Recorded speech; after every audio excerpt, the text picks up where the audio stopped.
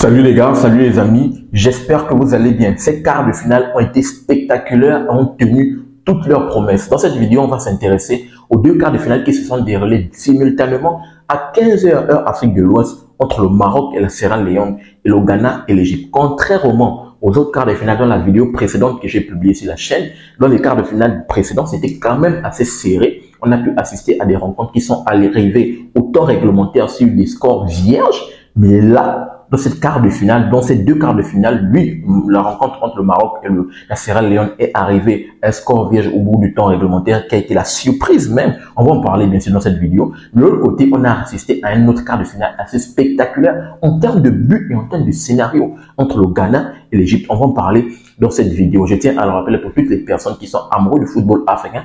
Tout se passe sur la chaîne Super Sub parce qu'on va pousser et on va mettre en avant le football africain autour des compétitions africaines de football. Comme vous le constatez, depuis le début de cette CAN de moins de 20 ans, j'essaie d'enchaîner pas mal de contenu autour de cette CAN de moins de 20 ans. Donc, si tu apprécies tout ça et si tu veux encore avoir des informations supplémentaires autour du football africain, je t'invite à faire ces trois choses. À t'abonner, partager massivement les vidéos, activer la cloche de notification pour ne manquer aucune de mes sorties. Sans plus tarder, on va se plonger d'abord sur le premier quart de finale entre le Maroc et la Sierra Leone. Après, on va finir par l'autre quart de finale qui a été spectaculaire en termes de buts. Donc, le quart de finale entre le Maroc et la Sierra Leone, vraiment, c'était un quart de finale, comme j'ai dit, surprise. Parce que dans ma vidéo pronostic, qu'est-ce que j'avais dit? C'était le quart de finale, logiquement, sur le papier, qui était assez déséquilibré au vu des performances que les deux équipes nous avaient montrées.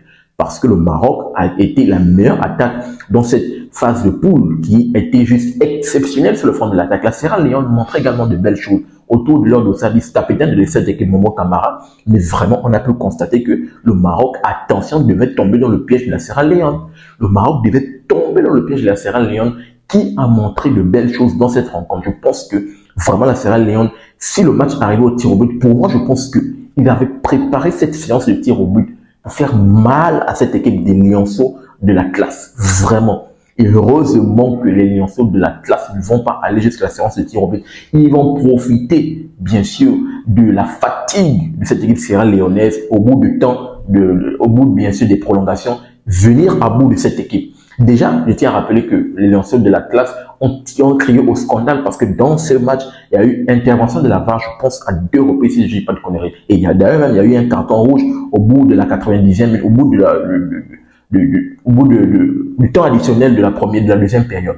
Déjà, pourquoi? Parce que, de 1, la première décision, le Maroc, il devrait avoir un penalty juste à l'entrée de la surface. Lorsque l'arbitre va à la VAR, il va décider que pas penalty, qui a commencé à faire un scandale du côté du Maroc. Ils ont crié au scandale. Le deuxième, c'est autour du carton rouge. Je pense que également, il voulait siffler penalty. Mais l'arbitre, quand il va consulter la VAR, il va revenir sur l'action. Et je pense que c'est là qu'il va donner le carton rouge au petit Samba Djomaba, le petit joueur sierra-léonais. Donc, ils ont crié au scandale. Mais vu que à l'issue de la rencontre, ils sont s'il l'emporté dans le temps additionnel, et on va revenir sur le jeune buteur qui est un super seul qui est sorti du banc, dossard 11 de cette équipe qui a marqué un but sensationnel. Il s'appelle Ilyas Boumaswadi. C'est très bien, je prononce très bien. Ilyas Boumaswadi, qui a juste été spectaculaire dans le côté gauche. Il va enrhumer la défenseur. Je pense que là, les gars étaient complètement fatigués. Ils voulaient vraiment pousser pour que le match se poursuive jusqu'à la séance de tir au but. Ils ne s'attendaient pas à ce que le Maroc mette cette clim-là. Il va s'emmaler, il va vraiment faire des dribbles au bout de 2 joueurs sur lui et après il va nous mettre une frappe. Une petite frappe feuille morte à ces contrées-là. Malheureusement, le défenseur va vouloir venir se dégager, mais le ballon était bien sûr allé se loger dans la lucarne. Le ballon va lober le gardien et aller se loger dans les filets et bien sûr donner cette qualification à cette équipe du Maroc qui arrive au niveau de cette demi-finale de ces 4 mois de 20 ans, mais qui également va représenter le continent africain au mondial pour cette CAN de moins de 20 ans. De l'autre côté, on avait la rencontre spectaculaire entre le Ghana et l'Égypte. Cette rencontre au temps réglementaire finit 2 buts partout.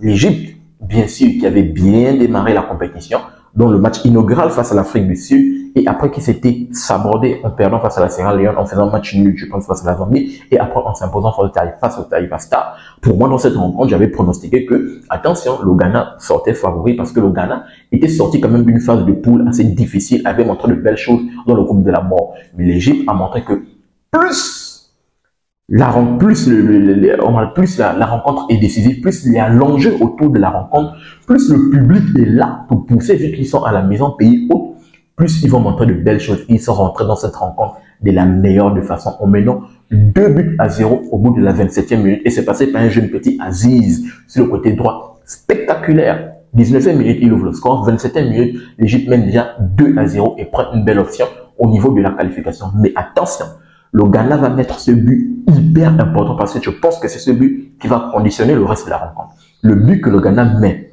à la première mi-temps, dans les prolongations, dans le temps additionnel de la première mi-temps, c'est ce but qui va vraiment donner la température en deuxième période et c'est ce but qui va permettre à ce que le Ghana reste dans la rencontre. Parce que si le Ghana ne marquait pas à l'issue de cette première rencontre, pour moi, l'Égypte bouchait complètement les trous. C'est ce qui s'est passé en deuxième période.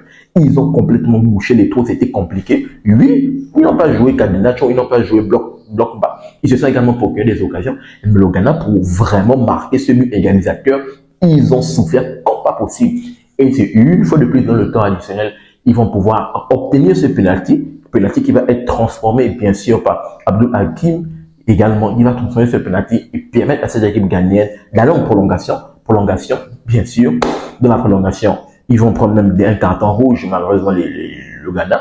Et bien sûr, au bout de cette séance de tir au but, l'Égypte qui va finir par s'imposer 5-4 à l'issue de ces tirs au but. Donc, on connaît un autre demi-finaliste, c'est cette équipe égyptienne, pays hôte, qui poursuit bien sûr dans sa campagne, comme je l'ai dit tantôt, lorsque l'enjeu est élevé, et lorsqu'il y a la ferveur du public qui a poussé le 12e homme de cette équipe, du côté de l'Égypte, qui a poussé, ils se sont transcendés, ils ont monté des belles choses, et c'est même passé dans cette séance de tir au but. Donc, l'Égypte, une fois de une, qui est comme le Maroc, qui va représenter le continent africain pour ce mondial de cette CAN de moins de 20 ans. Donc, on connaît cette deuxième demi-finale qui va opposer le Maroc face à l'Égypte. C'est un choc de l'Afrique du Nord, un choc des étoiles. Parce que là, en termes de public, vu que la CAN se déroule du côté de l'Égypte, se déroule en Afrique du Nord, le Maroc va également emmener. Oh là, je pense que là, l'Égypte ne va pas. Ça va grandir dans les ça va grandir au stade du pied parce que le match va se jouer au stade du 30 juin, au stade du 30 juin. Je pense que c'est le stade où joue cette équipe de pyramide là. Ça va grandir là-bas. Je pense que c'est un match à enjeu juste incroyable. Dans une prochaine vidéo, je vais donner mon pronostic par rapport à ces matchs, par rapport à ces demi-finales. J'irai en profondeur par rapport à cela et on va voir ce que ça va donner. Donc, donnez-moi votre retour et votre analyse dans les commentaires par rapport à cette demi-finale. Je vous attends dans les commentaires pour qu'on puisse essayer d'en discuter. N'oubliez pas de vous abonner, de liker et surtout activer la cloche de notification pour ne manquer aucune de mes sorties. Peace. À très bientôt les gars.